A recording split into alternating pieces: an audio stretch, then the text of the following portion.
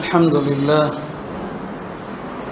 نحمده ونستعينه ونستغفره ونؤمن به ونتوكل عليه ونعوذ بالله من شرور أنفسنا ومن سيئات أعمالنا من يهد الله فلا مضل له ومن يضلل فلا هادي له أشهد أن لا إله إلا الله وحده لا شريك له وأشهد أن سيدنا ونبينا ومولانا محمدا عبده ورسوله أرسله ربه بالحق بشيرا ونذيرا وداعيا إلى الله بإذنه وسراجا منيرا صلى الله تعالى عليه وعلى آله وصحبه وبارك وسلم تسليما كثيرا أما بعد فأعوذ بالله من الشيطان الرجيم وأن المساجد لله فلا تدعوا مع الله أحدا وقال النبي صلى الله عليه وسلم المسجد بيت كل تقي وتكفل الله لمن كان المسجد بيته بالروح والرحمة والجواز على الصراط رضوان الله إلى الجنة أو كما قال صلى الله عليه وسلم அன்பிற்கினிய அல்லாஹ்வின் நல்லடியார்களே, நமது இந்திய நாட்டில் பல்வேறு பகுதிகளிலே நமது மஸ்ஜிதுகள், கபரஸ்தான்கள், இதர வக்ஃப் நிலங்கள் தொடர்ந்து பிரச்சனைக்குள்ளாவதை நாம் கண்டு வருகிறோம். நேற்றைய தினம் மேட்டுப்பாளையத்திலிருந்து கூட ஒரு பதிவு வந்திருந்தது. ஒரு கபரஸ்தானில் அடக்கம் செய்வதை அருகில் உள்ள மாற்று மத அன்பர்கள் தடுத்ததை ஒரு பதிவாக போட்டிருந்தாங்க. தொடர்ந்து நம்முடைய சொத்துக்கள் எந்த நிலையை சந்திக்கிறது, நமது வழிபாட்டு தலங்கள், மஸ்ஜிதுகள் தொடர்ந்து கேள்விக்குறியாகிற ஒரு நிலையை நாம் பார்க்கிறோம்.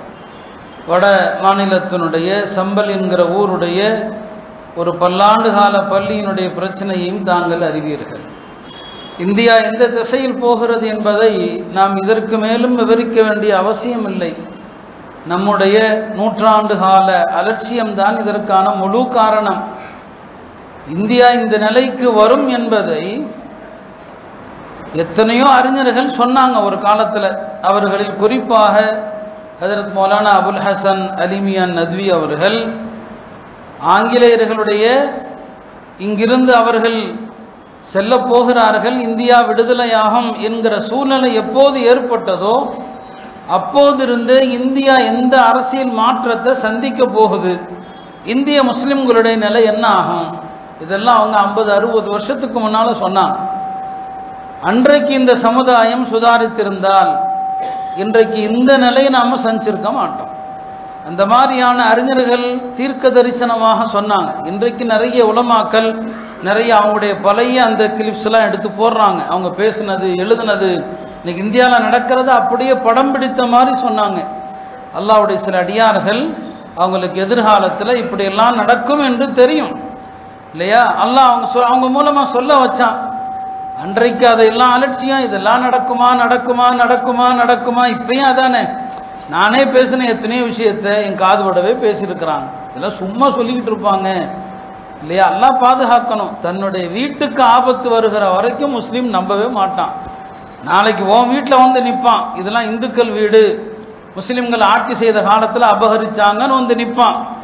அன்னைக்கு தான் நம்ம ஆள் நம்புவான். அது வரைக்கும் இதெல்லாம் நடக்குமா நடக்குமா நடக்குமான்னு நடக்குமான்னு பேசிக்கிட்டே இருக்க வேண்டியதான். நடக்க ஆரம்பித்து எத்தனையோ விஷயங்கள் கைவிட்டு போயிடுச்சு, பல விஷயங்கள் கைவிட்டு செல்லவும் இருக்கிறது. மௌலானா அலி மியான் நத்வி தான் இந்தியா என்ன ஆகுங்கிறத 50 வருஷத்துக்கு முன்னால சொன்னாங்க. எல்லா முஸ்லிம்களுக்கும் சொன்னாங்க நாம் என்ன செய்யணும், எத்தகைய விழிப்புணர்வு வேண்டும் என்றெல்லாம் சொன்னாங்க. யாருமே எடுத்துக்கொள்ளல, எல்லார் மேலையும் தவறு தான். ஒட்டுமொத்த சமூகத்தின் மீதும் இந்த தவறு இருக்க தான் செய்கிறது. ஒரு ஜனநாயக நாடு, மதசார்பற்ற நாடு, நமக்கு ஆதரவான அரசு என்றெல்லாம் ஒரு கற்பனையில மூழ்கி நாம் ஒரு நூற்றாண்டை வீணாக்கியதன் விளைவுதான் இன்றைக்கு இத்தகைய ஒரு சூழ்நிலை. நமக்கு பின்னால நீதிமன்றங்கள் இல்லை, நீதித்துறையை நம்பலாமா இல்லை, உங்களுக்கே தெரியும் என்ன நடக்குதுன்னு சொல்லி. இப்படியான ஒரு நிலையில தான் இன்றைக்கு நாம் அடுத்தடுத்து பல பள்ளிகள் கேள்விக்குறியாகிற ஒரு நிலையை நாம் சந்திக்கிறோம். அருமையானவர்களே, சந்திரசூட்டுங்கிற ஒரு நீதிபதி அவர் பாபரி மஸ்ஜித் விஷயத்தில் வழங்கிய தீர்ப்புல பல விஷமத்தனங்களை அவர் கக்கி இருந்தார். அதில் ஒன்று தான், முஸ்லிம்களுக்கு பூமி எல்லாமே வழிபாட்டு தலம் தானே, உங்களுக்கு வழிபாட்டு தலங்கிறது ஒரு குறிப்பிட்ட கட்டடம் ஒன்றும் இல்லையே, எனவே நீங்கள் அதை விட்டு கொடுத்தா என்ன, இந்துக்களுக்கு அப்படி இல்லை, ஒரு குறிப்பிட்ட கோயில் தான் அவங்களுடைய வழிபாட்டு தலம்னு சொல்லி அவருடைய அந்த வார்த்தை ரொம்ப விஷமத்தனமானது. அதை ஒரு பார்ப்பன பத்திரிகையாளர் ஒரு பேட்டியில் சொல்கிறாரு, இந்துக்களுக்கு குறிப்பிட்ட அந்த ஆலயம் தான் வழிபாட்டு தலம், முஸ்லிம்களுக்கு அப்படி இல்லை, அவங்க எங்கனாலும் தொழலாம். இது பெருமானார் சொன்ன ஒரு ஹதீஸை என்ன நோக்கத்தில் சொல்லப்பட்டதோ அந்த நோக்கத்தை திசை திருப்பும் விதமாக, உங்களுக்கு தான் பூமியில் எங்கனாலும் தொழாமே, அந்த பேட்டியில் அவர் சொல்கிறார் அந்த பத்திரிகையாளர். முஸ்லீம்கள் நான் பார்த்துருக்கிறேன், ஒரு மாலில் போனால் அங்கே போய் தொழுவாங்க, ஒரு ஏர்போர்ட்டுக்கு போனால் அங்கே போய் தொழுவாங்க, பூமி எல்லாமே உங்களுக்கு தொழுகிற இடம் தானே, நீங்கள் எதுக்குப்பா மஸ்ஜிதுன்னு வச்சுருக்கீங்க, எல்லா மஸ்ஜிதையும் நாங்கள் இடித்து கோயில் கட்டிடுறோம், நீங்கள் எங்கேனாலும் தொழுதுக்குங்க. எவ்வளோ தவறான ஒரு விளக்கம் இது. அவர் சொல்றாரு, முஸ்லிம்கள் பல ஊர்களில் சிட்டிகளில் ஜும்மா தொழுக ரோட்டில் தொழுது நீங்கள் பார்த்தது இல்லையா, வீதியில் தொழுது பார்த்தது இல்லையா, அப்போ உங்களுக்கு எல்லா இடமும் தொழக்கூடிய இடம் தானே, எல்லா இடத்தையும் தொழுகைக்கு வச்சுக்குங்க, நாங்கள் பள்ளிவாசலை பூரா இடித்து கோயில் ஆக்கிறோங்கிறார். எவ்வளோ பெரிய விஷமத்தனம், இதுக்கு மேலேயும் விஷமத்தனம் இருக்குதா இது? இந்த பூமி முழுவதும் மஸ்ஜிதுன்னு எந்த அர்த்தத்தில் சொன்னாங்க? ஒரு முஸ்லீம் ஒரு பயணத்தில் இருக்கிறாருன்னு சொன்னால், பயணத்தில் தொழுக நேரம் வந்துருச்சு, பள்ளிவாசல் இருந்து உள்ள போய் தான் தொழணுமா அப்படின்னா தேடி பாரு, பள்ளிவாசல் இல்லையா, எங்க தொழுக வந்துருச்சா அங்கனே விரிச்சு தொழுதுரு, இடம் சுத்தமா இருந்தா தொழுதுரு. அந்த அர்த்தத்தில் சொல்லப்பட்டதை பள்ளிவாசல் கட்ட சொல்லி பெருமானார் எத்தனை ஹதீஸ்ல வலியுறுத்தினாங்க. இஸ்லாத்துல மஸ்ஜிதுகளுடைய முக்கியத்துவம் என்ன, பள்ளிவாசல் கட்டுவதனுடைய சிறப்பு என்ன? ஒரு பள்ளிக்கு ஒரு விளக்கு ஒருவர் வாங்கி போட்டால் 70,000 மலக்குகள் அவருக்காக பாவ மன்னிப்பு தேடுறாங்க. ஒரு பள்ளிவாசலுக்கு ஒரு பாய் ஒருத்தர் வாங்கி போறாருன்னா அந்த பாய் இத்து பலசாகிற வரைக்கும் 70,000 மலக்குகள் அவருக்கு துவா செய்யறாங்க. இதெல்லாம் மஸ்ஜிதுகள் விஷயத்தில் வந்திருக்கிற ஏராளமான ஹதீஸுகள். அப்போ பள்ளி கட்டுமாறு சொன்னாங்க, பள்ளியை சுத்தமாக வைக்குமாறு சொன்னாங்க, நறுமணமாக வைக்குமாறு சொன்னாங்க. இதெல்லாம் விட்டு போட்டு அவர்கள் இந்த ஹதீஸுக்கு எவ்வளவு தவறான பிழையான விளக்கம் சொல்லி மஸ்ஜிதுகளை இடித்து கோயில் கட்டுறோம், இப்படி ஒரு ஆபத்தான ஒரு விளக்கத்தை சொல்வதை பார்க்கிறோம். அருமையானவர்களே, மஸ்ஜிதுகள் ஆபத்துகளை சந்திப்பது இது முதல் முறை அல்ல, நாம் அதையும் தெரிந்து கொள்ளணும். இந்த மாதிரியான விஷயங்களில் நாம் தெரிந்து கொள்ள வேண்டிய சில முறைகளும் இருக்குது. இந்த மார்க்கத்திற்கு ஆபத்து, இறை இல்லங்களுக்கு ஆபத்து என்பது இன்று நேற்று அல்ல. அல்லாஹ்வுடைய புனித இல்லமான மஸ்ஜிதுகளுக்கெல்லாம் தாயாக விளங்கக்கூடிய மஸ்ஜிதுல் ஹராம், புனித மஸ்ஜிதுல் ஹராம், அதுவும் வரலாற்றில் பல கட்டங்களில் ஆபத்துக்குள்ளாகி தான் இருக்குது. அந்த மஸ்ஜிதுல் ஹராமையும் கராமித்தாங்கிற ஒரு கூட்டம் அவங்க கைப்பற்றினாங்க, மீசாபை அகற்றினாங்க, ஹஜர் அஸ்வதை எடுத்தாங்க, எல்லாம் நடந்துச்சு, மஸ்ஜிதுல் ஹராம்லேயே நடந்துச்சு. ஆனால் மக்கா ஒன்றும் அழிஞ்சு போகலையே, இன்றைக்கும் மக்கா இருக்கிறது, மக்காவுக்கு முஸ்லீம்கள் போகிறாங்க, அது கியாம நாள் வரைக்கும் நடக்கும். என்னைக்கு அல்லாஹ் இந்த உலகத்துக்கு அழிவை ஏற்படுத்தணும்னு நினைக்கிறானோ அன்றைக்கு காபா இடிக்கப்படும், இடிக்கப்பட்டால் உலகம் அழிந்துவிடும். அப்போ அது வரைக்கும் என்ன நடந்தாலும் சரி, சில காலங்கள் சில தீய சக்திகளுடைய கை ஓங்கலாம். இப்போ மஸ்ஜிதுல் ஹராமுக்கும் நடந்தது, ஹஜருல் அஸ்வதையை தூக்கிட்டு போயிட்டாங்க, ஹஜர் அஸ்வதை எடுத்து கொண்டு போயிட்டாங்க. சில வருடங்கள் காபால ஹஜருல் அஸ்வதே கிடையாது. அதுக்கப்புறம் சில அரசர்கள் வந்து அவர்களிடமிருந்து மீட்டு அந்த ஹஜருல் அஸ்வதை கொண்டு வந்து இப்போது இருக்கிற இடத்துல வச்சாங்க. பழைய ஹஜருல் அஸ்வது உடையாத சிதையாத ஹஜருல் அஸ்வத் இதை எடுத்துட்டு போன பிறகு அது 18 துகள்களாக உடைஞ்சு போச்சு. அந்த 18 துகள்களையும் ஒன்று சேர்த்து இப்போ இருக்கிற அமைப்பில் அதை என்ன செஞ்சாங்க, வச்சாங்க. வறுமையானவர்களே, வரலாற்றில் இப்படியெல்லாம் நடந்திருக்கிறது. மஸ்ஜிதுகளுக்கு அநீதி முஸ்லிம்களாலேயும் நடந்திருக்குது, முஸ்லீம் அல்லாதவர்களாலேயும் நடந்திருக்குது. முஸ்லிம்களை பொறுத்த வரைக்கும் எந்த ஒரு நாட்டை வெற்றி கொண்ட போதும் கூட பிற மதங்களுடைய ஆலயங்களை அவங்க கைவச்சதில்லை. மக்கா மதீனாவை தவிர்த்து உலகத்தில் வேற பகுதிகளில் கோயில்கள், சர்ச்சுகள் எதையுமே முஸ்லிம்கள் வந்து கை வைக்கக்கூடாது, அதான் சட்டம். எகிப்த முஸ்லிம்கள் ஆட்சி செய்த காலகட்டத்தில் சில ஆட்சியாளர்கள் இடையில என்ன பண்ணாங்க, சில சர்ச்சுகளை, கிறிஸ்தவ ஆலயங்களை இடிச்சிட்டாங்க. அந்த நேரத்தில் இருந்த இமாம் லைஸ் இப்னு சஅத் இமாம் அப்துல்லாஹ் இப்னு லஹியா அவங்க சொன்னாங்க, இந்த ஆலயங்களை திருப்பி கட்டணும்னு சொன்னாங்க, இந்த கிறிஸ்தவ ஆலயங்களை திருப்பி கட்டணும்னு சொன்னாங்க. அதை இடிக்க நமக்கு அனுமதி இல்லை, நாம் அதை திருப்பி கட்டி கொடுக்க வேண்டும் என்று சொன்னாங்க. கட்டி கொடுக்கப்பட்டது. உமர் இப்னு அப்துல் அசீதுடைய ஆட்சி காலத்தில் ஒரு கிறிஸ்தவ தேவாலயத்தை முஸ்லிம்கள் சிலர் அபகரித்து இடித்த நேரத்தில் உமர் இப்னு அப்துல் அசீஸ் ரஹ்மத்துல்லாஹி அலைஹி அதை கட்டி கொடுத்தாங்க. இதுதான் இஸ்லாமிய சட்டம். இஸ்லாமிய நாட்டில் முஸ்லிம் அல்லாதவர்களுடைய வழிபாட்டு தலத்தில் யாராவது ஒரு முஸ்லிம் அதை அசிங்கப்படுத்தினார், இப்போ நடக்குதா இல்லையா, சில இந்துத்துவாதிகள் பள்ளிவாசலில் வந்து என்ன செய்யறது, சிறுநீர் கழிக்கிறது. இது மாதிரி ஒரு கோயிலில் ஒரு சர்ச்சில் ஒரு முஸ்லீம் பண்ணிட்டான்னு சொன்னால் இஸ்லாமிய சட்டப்படி அந்த ஆலயங்களை அவமதிப்புக்குள்ளாக்கிய அந்த முஸ்லீம் தண்டிக்கப்பட வேண்டும். ஒரு கோயிலில் போய் ஒரு முஸ்லீம் அசிங்கப்படுத்திட்டான்னு வைங்க, இஸ்லாமிய சட்டம் சொல்லுது அவனை வந்து என்ன செய்யணும், தண்டிக்கணும்னு சொல்லுது. ஏன்னா அடுத்தவர்களுடைய மத வழிபாட்டு உரிமைகளை கேவலப்படுத்தக்கூடாது. நம்முடைய மார்க்கம் சத்தியம், அவனுக்கு எடுத்து சொல்லலாம், அவனுக்கு விளக்கலாம், நம்ம மார்க்கத்தினுடைய நியாயங்களை சொல்லலாமே தவிர அவனுடைய உணர்வுகளை அவனுடைய அடையாளங்களை கேவலப்படுத்துவது நம்முடைய மார்க்கத்தில் அறவே கிடையாது. கோயிலை கேவலப்படுத்தினால் அவனுக்கும் தண்டனை இருக்குது. இப்படிதான் முஸ்லிம்கள் எல்லா காலத்திலையும் நடந்தாங்க. உமர் ரலியல்லாஹு அன்ஹு அவர்கள் மதீனத்துல் குதுஸ் என்று அழைக்கப்படுகிற ஜெருசலம், யூதர்கள் அதை ஜெருசலம் சொல்லுவாங்க, முஸ்லிம்கள் அதை குதுஸ்ன்னு சொல்லுவாங்க. அந்த மதீனத்துல் குதுஸை வெற்றி கொண்ட நேரத்தில் யூத கிறிஸ்தவர்களுடைய எல்லா ஆலயங்களையும் அப்படியே விட்டு வச்சாங்க. ஒரு ஆலயத்தை கூட கைவிக்கலை, எல்லாம் அப்படியே இருக்குது. மரியம் அலைஹிஸ்ஸலாமுடைய வழிபாட்டு தலத்திலிருந்து இன்னைக்கும் ஜெருசலம் போனால் அதையெல்லாம் பார்க்கலாம். கிறிஸ்தவர்கள் வர்றாங்க, மரியம் அலைஹிஸ்ஸலாம் வழிபட்ட இடத்தை அவங்களும் பார்க்குறாங்க. எல்லாருக்கான வழிபாட்டு தலமும் அப்படி தான் இருந்துச்சு, எதையுமே இடிக்கலை.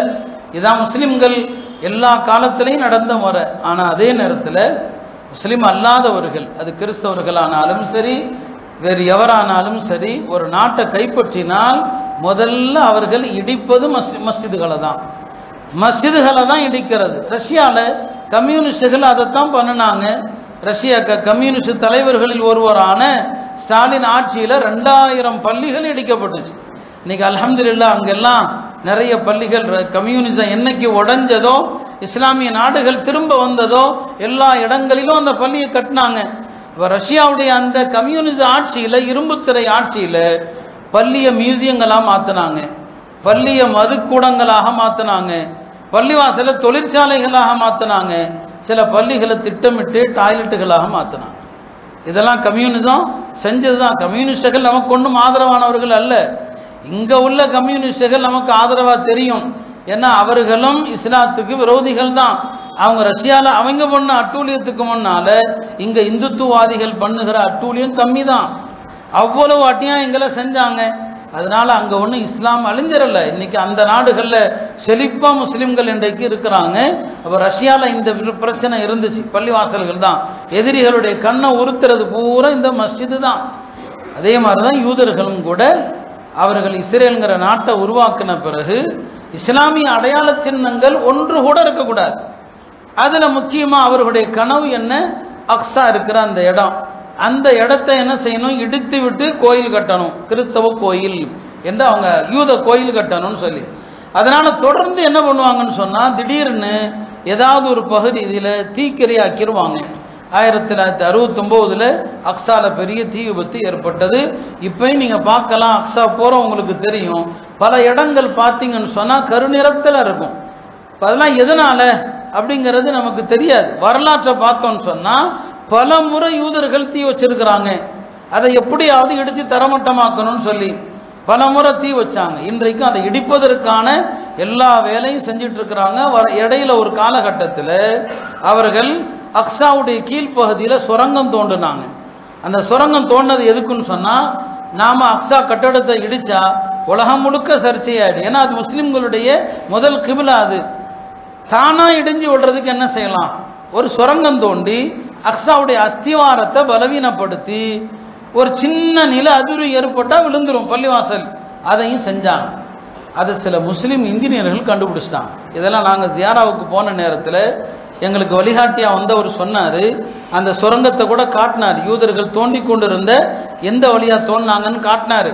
இப்போ சொன்னாங்க, இந்த சில முஸ்லீம் இன்ஜினியர்கள் கண்டுபிடித்து யூதர்கள் இப்படி ஒரு சுரங்கம் தோன்றாங்க, அவங்களுடைய திட்டம் என்ன, அந்த சுரங்க குழியை தோண்டி உள்ள பூரா தண்ணீரை நிரப்பி அக்ஸாவுடைய அஸ்திவாரம் தன்னை போல சிதைந்து கீழே விழுந்துடணும்னு சொல்லி, அப்புறம் அது கண்டுபிடிக்கப்பட்டு பெரிய சர்ச்சையாகி அதில் பல போராட்டங்கள் நடந்து இப்போ தற்காலிகமாக அது நிறுத்தி வைக்கப்பட்டிருக்குது.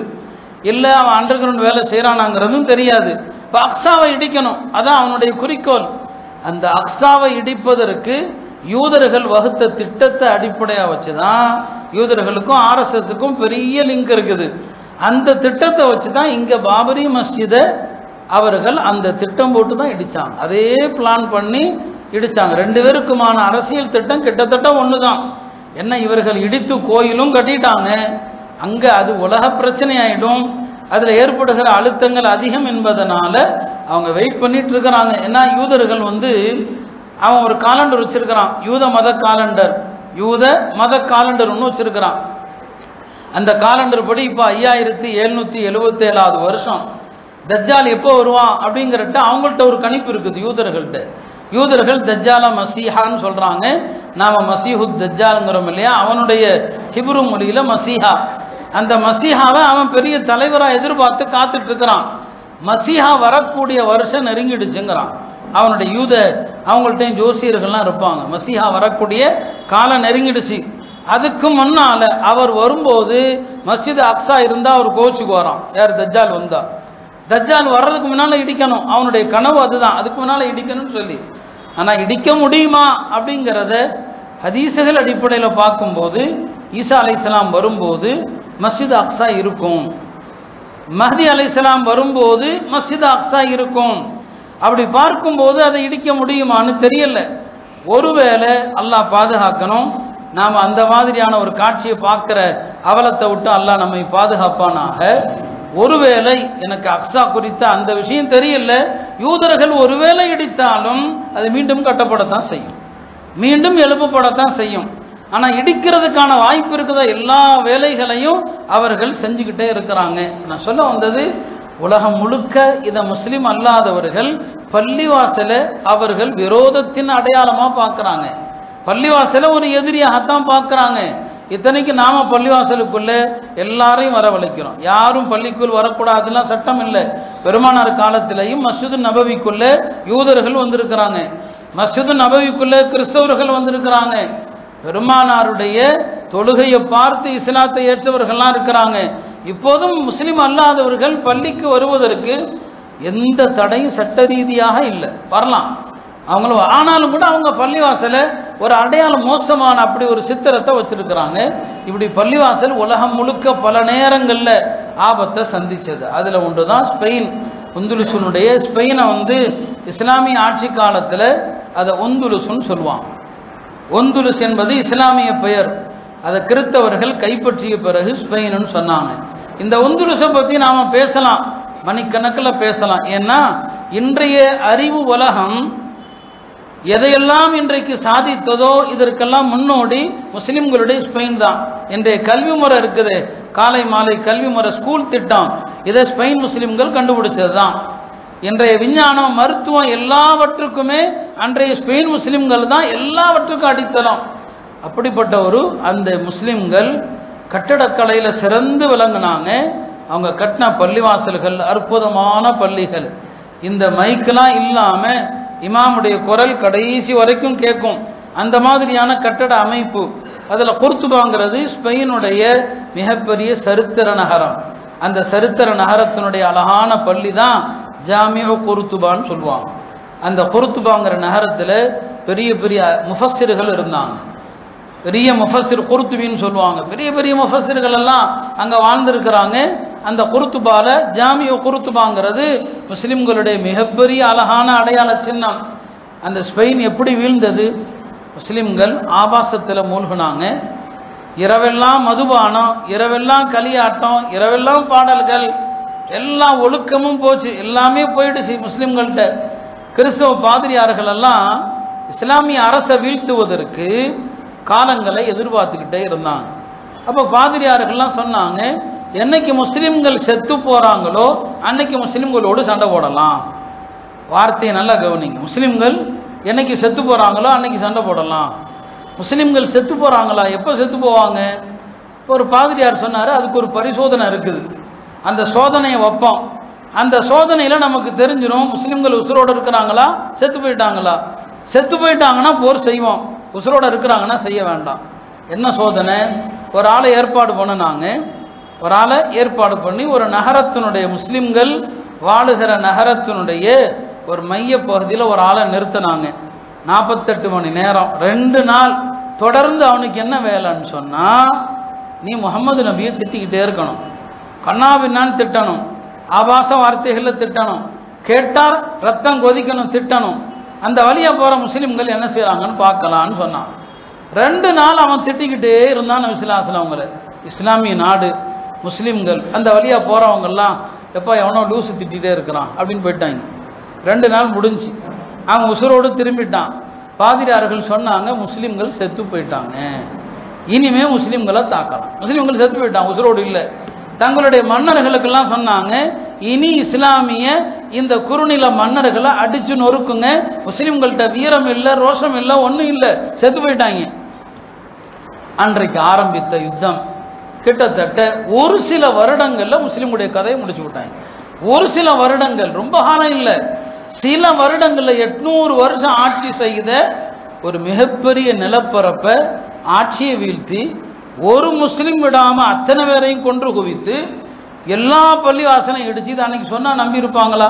இன்னைக்கு நாங்க சொன்னா என்ன சொல்றீங்க, இப்பெல்லாம் நடக்குமா நடக்குமா நடக்குமாங்கிறீங்கல்ல, அப்படி பேசிதான் எல்லாத்தையும் அழிச்சிட்டாங்க. பல பள்ளிகளை சர்ச்சா மாத்தினாங்க, நிறைய பள்ளிகளை பன்றி கட்டுகிற கூடங்களாக மாற்றினாங்க. சில பள்ளிகளை அவனுக்கே மனசு இல்லை, வேண்டாம் இந்த பள்ளி இடிக்க வேண்டாம், அப்படியே வச்சிருக்கிறான். அதுல ஒரு பள்ளி தான் குருத்துபா பள்ளி, ஜாமியோ குருத்துபா, இன்னைக்கு ஸ்பெயின்ல இருக்குது. போனா பார்க்கலாம். பல பேர் அங்க போயிட்டு ரத்த கண்ணீர் வடிச்சிருக்கிறான். அதை பார்த்து அழுது, இங்க எப்படிப்பட்ட அறிஞர் ஒருத்தர் எழுதியிருக்கிறார், மௌலானா தகி உஸ்மானியும் எழுதியிருக்கிறாங்க. குருத்துபா இன்னைக்கும் ஜாமியோ குருத்துபா இருக்குது. உள்ள போனீங்கன்னா இப்ப இருக்கிற மஸ்ஜித் நபியுடைய கட்டிட அமைப்பு அதை பார்த்து கட்டினாங்க. அந்த ஜாமியோ குருத்துபால போய் ஒருத்தர் சொல்றாரு, நான் யோசிச்சு பார்க்கிறேன், இங்க தானே இமாம் குருத்துபி உட்கார்ந்து தஃசீர் நடத்தினாங்க, இங்க தானே இந்த அறிஞர் உட்கார்ந்து ஹதீஸ் நடத்தினாங்க, இங்க தானே எத்தனையோ இமாம்கள் தொழு வச்சாங்க, இந்த மெம்பர்ல தானே எத்தனை ஹதீபுகள் குத்பா செஞ்சாங்க இல்லையா? அதையெல்லாம் எண்ணி பார்த்து என் மனம் கனத்து போய் விட்டது. இந்த மெஹராப், அந்த மெம்பர் அப்படியே வச்சிருக்கிறான். அந்த பெரிய பள்ளி, அன்றைய காலத்துல உலகத்தின் பெரிய பள்ளி, அதனுடைய சில பகுதிகளை சர்ச்சாக்கிட்டாங்க. ஒவ்வொரு பகுதி ஒவ்வொன்றாக்கி அந்த மெஹராபுடைய பகுதியை மட்டும் அப்படியே வச்சிருக்கிறாங்க. இப்பயும் முஸ்லிம்கள் ஆட்சி செய்த காலத்தில் எப்படி அப்படியே இருக்குது. அவர் சொல்றாரு, அந்த பகுதிக்குள்ள யாரும் போக முடியாது, யாருமே போக முடியாது. நான் என்ன பண்ண, கொஞ்சம் தடுப்பா அப்படியே நீக்கிட்டு உள்ள போய் தக்பீர் கட்டிட்டேன். என் மனசுல ரொம்ப பெரிய வேதனை. பல ஆண்டுகள் தொழுகை நடக்காத ஒரு இடத்துல நான் போய் தொழணும்னு சொல்லி தக்பீர் கட்டிட்டேன். அந்த இடத்துல காவலுக்கு நின்ன ஆளு என்னை விரட்ட வந்தாரு. சுற்றுலா தலம் தானே, பல பெண்கள் ஆண்கள் வருவாங்க. ஒரு அம்மா அந்த காவலாளியை பார்த்து சொல்லுது, எப்பா விடு, இது சுதந்திர நாடு, சுதந்திர நாடு.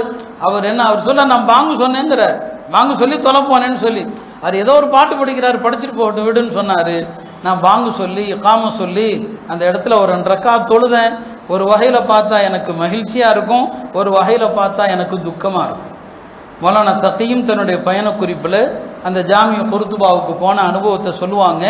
அந்த மெஹராப் இருக்கிற இடத்துக்கு போனா அப்படியே உணர்வு பிளம்பாக மாறி ஒரு நிமிஷம் திகைச்சு போய் தான் நானும் நின்னேன். கற்பனை செய்ய முடியல, இவ்வளோ பெரிய மஸ்ஜிது, அப்ப எவ்வளோ பெரிய அரசாங்கமா இருந்திருக்கும், எப்படி வீழ்ந்தது இன்னைக்கு வரைக்கும் கேள்விக்குறி. அதுதான் ஸ்பெயின் எப்படி வீழ்ந்துச்சு.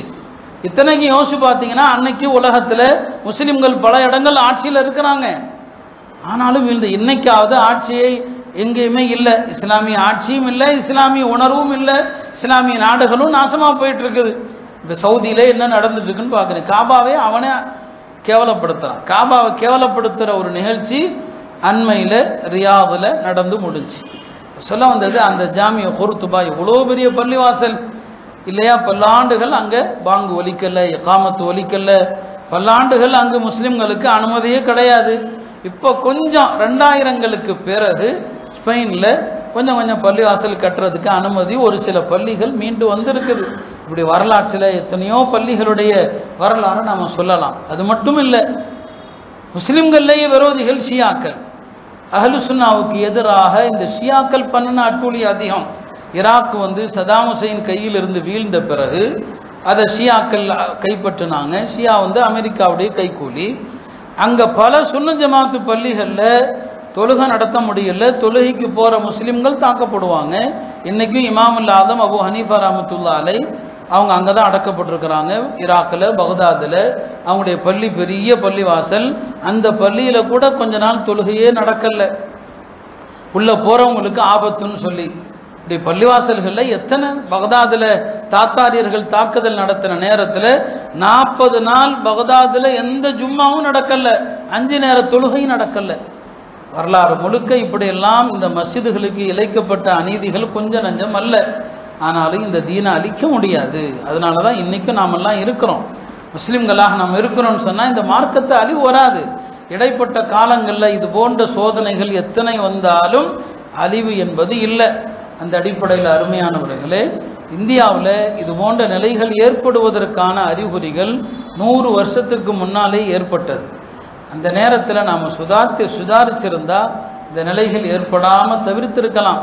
இன்றைக்கு எல்லாமே அவங்க கையில் இருக்குது. நாம் எதுவுமே ஒரு ஜனநாயக ரீதியான ஒரு போராட்டம் செய்தால் கூட ஒரு ஆபத்தான காலகட்டத்தில் நாம் நின்று கொண்டிருக்கிறோம். பள்ளிகள் கேள்விக்குறியாக்கப்படுகிற ஒரு இடத்துல நாம் இருக்கிறோம். எனவே இந்த நேரத்தில் நாம் பள்ளிகள் விஷயத்தில் பள்ளியுடனான நம்முடைய தொடர்பு அதிகப்படுத்தணும். பள்ளியுடனான நம்முடைய தொடர்பு சொன்ன பள்ளிவாசல் கட்டுவது குறித்து பெருமானார் ஸல்லல்லாஹு அலைஹி வஸல்லம் அவர்கள் எவ்வளவு சிறப்புகளை சொன்னாங்க. அதே மாதிரி தான் பள்ளிவாசலுடனான நம்முடைய தொடர்பு இருக்குது. அது என்னங்க ரொம்ப உன்னதமானது. பெருமானார் ஒரு ஹதீஸில் ஆரம்பமாக நான் வாசித்த ஹதீஸில் சொன்னாங்க, அல் மஸ்ஜிது பைத்து குல்லி தகியின், இறையச்சமுள்ள ஒவ்வொரு அடியானுடைய வீடு எதுனா பள்ளி தான்.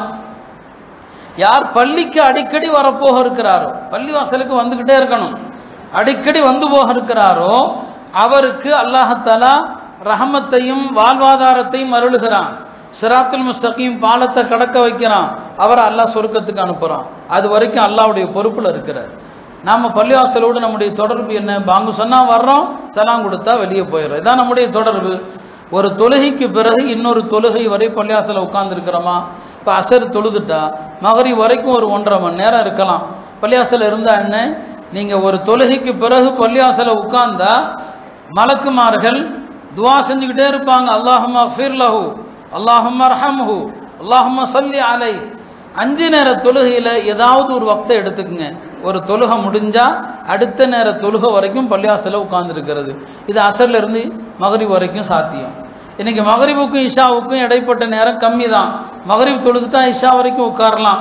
இதையெல்லாம் நம்ம செய்யறது இல்லையே. ஒரு மனுஷன் பள்ளிவாசலுக்கு அடிக்கடி வந்துட்டு போனா, அந்த அடியான் பள்ளிவாசலுக்கு வரும்போது அல்லாஹ் எப்படி சந்தோஷப்படுவான்னா, நம்முடைய வேண்டப்பட்ட யாராவது ஒருவர் நீண்ட நாள் எங்கேயோ போயிட்டார், நீண்ட நாள் போயிட்டு அவர் வந்தா எப்படி நாம சந்தோஷப்படுவோமோ, ஒரு அடியான் பள்ளிவாசலுக்கு அடிக்கடி வர்றவர் உள்ள வந்துட்டா வானவர்கள்ட்ட அல்லாஹ் அப்படி சந்தோஷப்படுவானா. ஒரு முறை நபி ஸல்லல்லாஹு அலைஹி வஸல்லம் அவர்கள் மகரிப் தொழுது விட்டு தன்னுடைய இல்லத்திற்கு போயிட்டாங்க. சஹாபாக்கள் சில பேர் பள்ளிவாசலில் உட்கார்ந்துருக்கிறாங்க. இஷாவுக்கு நேரம் வருது. பெருமானார் மகிழ்ச்சியோடு மூச்சரைக்க வந்தாங்க. மூச்சரைக்க வர்றாங்க. சொன்னாங்க, உங்களுக்கெல்லாம் அபுஷீரு, ஒரு நற்செய்தி உங்களுக்கெல்லாம். அல்லாஹ் வானத்தினுடைய கதவுகளை இப்போ திறந்து வச்சிருக்கிறான். சொன்னாங்க, வானத்தின் கதவுகளை திறந்து வைத்து கொண்டு அல்லாஹ் மலக்குமார்களை பார்த்து சொல்றான், இதோ என் அடியார்களை பாருங்க, ஒரு ஃபரதை முடிச்சாங்க மகரிப, அடுத்த ஃபரதுக்காண்டி உட்கார்ந்து இருக்கிறாங்க, என்னுடைய அடியார்களை பாருங்கன்னு சொல்லி அல்லாஹ் பெருமைப்படுவதாக சொன்னாங்க. அருமையானவர்களே, அல்லாஹ்வுடைய அர்ஷுடைய நிழலின் கீழ் 7 பேருக்கு அல்லாஹ் இடம் கொடுக்கிறான். அதுல ஒருத்தர் யாரு? ரஜுலுன் கல்புஹு முஅல்லகுன் ஃபில் மசாஜித். அவருடைய உள்ளம் எப்பவுமே பள்ளி தான். வீட்டுக்கு போனாலும் பள்ளி, கடைக்கு போனாலும் பள்ளி. மஸ்ஜிதுக்கு எப்போ போவோம்? நம்முடைய உறவு மஸ்ஜிதோடு நெருக்கமாகணும். இன்ஷா அல்லாஹ் அப்படி நடந்துச்சுன்னு சொன்னா எதிரிகளுடைய உள்ளத்துல அல்லாஹ் பயத்தை போடுவான். போராட்டங்கள், வால் போஸ்டர்கள் அதெல்லாம் பெரிய பிரயோஜனத்தை தராது. ஒரு ஊர்ல இருக்கிற அத்தனை பேரும் பள்ளி பள்ளி பள்ளின்னு சொல்லி அல்லாஹ்வுடைய வீட்டை நாம அழுத்தமா பிடித்தா யார் என்ன செய்ய முடியும்? ஒன்றுமே செய்ய முடியாது. அத்தகைய ஒரு சூழ்நிலையில் இருக்கிறோம். அதனால் அருமையானவர்களே, நாம் இந்த நெருக்கடியான காலகட்டத்தில் நம்முடைய அமல்களை சீராக்கினால் அல்லாஹ் இந்த சூழ்நிலைகளை சீராக்குவான். இந்த நெருக்கடியான காலகட்டத்தில் நாம் நம்முடைய தீனை சரியாக்கினா அல்லாஹ் துனியாவை சரியாக்குவான். இந்த நெருக்கடியான காலகட்டத்தில் நாம் அல்லாஹ்வுடனான உறவை சரியாக்கினால் அல்லாஹ் படைப்புகளுடனான உறவை சரியாக்குவான். நபி ஸல்லல்லாஹு அலைஹி வஸல்லம் வந்தாங்க. நபி ஸல்லல்லாஹு அலைஹி வஸல்லம் அவங்கள்ட்ட ஒரு நாள் ஜிப்ரீல் வந்தாங்க. வந்து சொன்னாங்க, பெருமானாரிடத்தில் ஒரு செய்தியை சொன்னான். அது என்ன அப்படின்னு சொன்னால், நபி ஸல்லல்லாஹு அலைஹி வஸல்லம் அவங்கள்ட்ட, யா ரசூலல்லாஹ், உலகத்தில் வாழக்கூடிய முஸ்லீம்களில் யாரையாவது ஒருவர் அல்லாஹ் நேசிச்சான்னு சொன்னா அல்லாஹ் ஜிப்ரீல் அலைஹிஸ்ஸலாமை கூப்பிட்டு, நான் இந்த அடியானை நேசிக்கிறேன் அப்படின்னு அல்லாஹ் சொல்லுவான். ஜிப்ரீல் அலைஹிஸ்ஸலாம் வானவர்கள்ட்ட போய் சொல்லுவாங்களாம், இந்த அடியானை அல்லாஹ் நேசிக்கிறான், நீங்களும் அவரை நேசியுங்கள். எல்லா மலக்குகளும் அவரை நேசிப்பாங்க. அப்புறம் அல்லாஹ் சொல்வான், பூமியில் உள்ள எல்லா மக்களுடைய உள்ளத்திலேயும் இந்த அடியானுடைய நேசத்தை நீங்க போட்டுருங்க, எல்லாரும் அவரை நேசிப்பாங்க. அதே மாதிரிதான் இன்றைக்கு நாம் அல்லாஹ்வுடனான எல்லா விஷயத்தையும் சரி செஞ்சா இன்றைக்கு நம்மை கடுமையாக வெறுக்கிற இந்த ஆர்எஸ்எஸ் காரர்கள் உள்ளத்துல கூட அல்லாஹ் நம்முடைய பிரியத்தை போட்டுருவான். ஆனா இன்றைக்கு நம்முடைய நடைமுறை அப்படி இல்லை. இஸ்லாமிய நாடுகளுடைய நிலை, சவுதியில அண்மையில் நடந்ததை எண்ணி உலகத்தில் உள்ள எல்லா அறிஞர்களும் வேதனைப்படுறாங்க, ரத்த கண்ணீர் ஒடிக்கிறாங்க. காபாவுடைய ஒரு தோற்றத்தை வைத்து அதுல நிர்வாணமாக அழகிகள் நடனமாடுவதை போன்ற ஒரு விஷயத்தை இப்போ பள்ளிவாசல யாராவது ஆர்எஸ்எஸ்கார அசிங்கப்படுத்தினா வேதனைப்படுறோம், அதுக்காக கொதிக்கிறோம். ஒரு இஸ்லாமிய நாடு ஹரமைன் இருக்கக்கூடிய ஒரு பூமி, அந்த பூமியில இந்த அவலை நடக்குதுன்னு சொன்னா அப்ப அங்க கேட்கப்படுகிற துவா எங்க கபூல் ஆகும்? காபால காபாவுடைய இமாம் கேட்கிற அந்த துவாக்கள் எப்படி ஏற்றுக்கொள்ளப்படும்? அந்த நாட்டில் இவ்வளவு பெரிய தீமை நடக்குது, காபா அவமானப்படுத்தப்படுது, எப்படி அல்லாஹ்வுடைய உதவி வரும்? இதுதான் ஸ்பெயின்ல நடந்துச்சு. இந்த ஆபாசங்கள், இந்த அருவருக்கத்தக்க செயல்நாளுகளை தான் ஒட்டுமொத்தமா ஒரு முஸ்லிம் இல்லாம அழிக்கப்பட்டாங்க. எனவே இந்தியாவை பொறுத்த வரைக்கும் நல்லோர்கள் சாலிஹீன்கள் வாழ்ந்த மண் இது. நீங்க பார்த்திருப்பீங்க, ஹாஜா மொய்னுத்தீன் சிஸ்தி ரஹ்மத்துல்லாஹி அலைஹி அவங்க லட்சக்கணக்கான மக்களை அவங்க ஹிதாயத்தினங்க அவங்க மூலமா பெற்றாங்க இல்லையா? அவங்களுடைய அந்த மக்பராவிற்கு காஃபிர்களும் கூட வருவாங்க. அவங்க எங்களுக்கு நல்லா ஆயிடுச்சுன்னு சொல்லுவாங்க. காஃபிர்களும் காணிக்க செலுத்துவாங்க. இன்னைக்கு அந்த மஸார், அவர்கள் அடக்கப்பட்டிருக்கிற அந்த மஸாரையும் கூட இன்னைக்கு ஆபத்து வருது.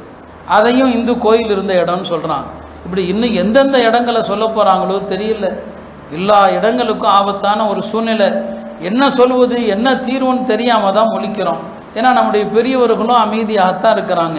இந்த நேரத்தில் நாம மக்களை போராட்டங்களுக்கு தூண்டி பிரயோஜனம் இல்லை. எல்லாமே ஒரு ஆபத்தான சூழ்நிலையில தான் இருக்குது. எனவே அல்லாஹ்வின் பக்கம் மீள்வதை தவிர வேறு வழி இல்லை. இருக்கிற மஸ்ஜிதுகளை பாதுகாப்போம், மஸ்ஜிதுகளுடனான தொடர்பை அதிகப்படுத்துவோம்.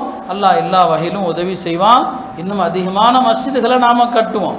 பெருமானார் பள்ளிகளை அதிகமாக கட்ட சொன்னாங்க. முஸ்லிம்கள் கொஞ்சம் பேர் இருந்தால் பள்ளி தான். ஹஜ்ரத் உமர் ரலியல்லாஹு அன்ஹு அவர்கள் தன்னுடைய ஆளுநர்கள், கவர்னர்கள், சாத் பின் அபி வக்காஸ் அவங்க கூஃபால இருந்தாங்க, அம்ர் இப்னு ஆஸ் அவங்க மிஸ்ர்ல இருந்தாங்க, அபு மூஸா அஷ்அரி பஸ்ரால இருந்தாங்க. எல்லாருக்கும் ஒரு கடிதம் எழுதினாங்க, ஒரு சர்க்குலர் எல்லாருக்கும் போகுது. என்ன அப்படின்னா, உங்க பகுதியில் எல்லா இடங்களிலும் மஸ்ஜிது கட்டுங்க, 5 நேரம் தொழுகை நடத்துங்க, ஜும்மா ஒரே ஒரு பள்ளியில் நடத்துங்க. ஜும்மா ஒரு பள்ளி, அதுக்கு தான் ஜாமி மஸ்ஜிதும் வாங்க. எல்லா பள்ளியிலையும் 5 நேரம் தொழுகை நடக்கிற மாதிரி பள்ளிகளை அதிகப்படுத்துங்கன்னு சொன்னாங்க. அதனால நாம மஸ்ஜிதுகளை கட்டுவதோடு இல்லாமல் அந்த மஸ்ஜிதுகளை அமல்களை கொண்டு செழிப்பாக்குவோம். அல்லாஹ்விடத்தில் துவா செய்வோம். எல்லாம் அல்லாஹ் இந்த ஹாலாத்துகள், இந்த சூழ்நிலைகளை எல்லாம் மாற்றுவான். வரலாறு எப்போதுமே ஒரே மாதிரி இருக்காது. காலச்சக்கரம் மாறி மாறி தான் வரும். இந்த அவர்களுடைய கையில் இருக்குது. ரஷ்யாவில் முஸ்லிம்கள் பள்ளிகளை இழந்து பிறகு ரஷ்யா உடைந்த நேரத்தில் 60க்கும் மேற்பட்ட இஸ்லாமிய நாடுகள் உருவாச்சு. இன்னைக்கு அந்த பள்ளிகளை திருப்பி கட்டிட்டாங்க. அல்லாஹ் நாடினால் இன்ஷா அல்லாஹ் இடிக்கப்பட்ட பாபரி மஸ்ஜித் திரும்ப கட்டப்படும். கியாமத்துக்கு முன்னால் அதெல்லாம் நடக்கும். அதே மாதிரி தான் நாம இழந்த மஸ்ஜிதுகளையும் திரும்ப கட்டுகிற ஒரு காலமும் வரத்தான் செய்யும். அல்லாஹ்வுடைய நாட்டத்தில் அது ஒன்றும் பாரதூரமான விஷயம் அல்ல. எல்லாம் அல்ல அல்லாஹ் நமது இந்திய நாடு சந்திக்கிற இந்த நெருக்கடியான சூழலிலிருந்து அல்லாஹ் பாதுகாப்பானாக. ஆட்சியாளருடைய உள்ளத்திலே இஸ்லாத்தினுடைய வெறுப்பை நீக்கி அதை மஹப்பத்தாக மாற்றுவானாக. உலகம் முழுவதிலும் உள்ள அஹ்லு சுன்னாவுடைய முஸ்லிம்களுக்கு அல்லாஹ் உதவி செய்வானாக. நம்முடைய மஸ்ஜிதுகள், நம்முடைய மதரசாக்கள், நம்முடைய திக்ருடைய கான்காஹ்கள், இஸ்லாமிய பள்ளிகள் அனைத்தையும் அல்லாஹ் பாதுகாப்பானாக. வ ஆகிரு தஅவானா அனில் ஹம்துலில்லாஹி ரப்பில் ஆலமீன்.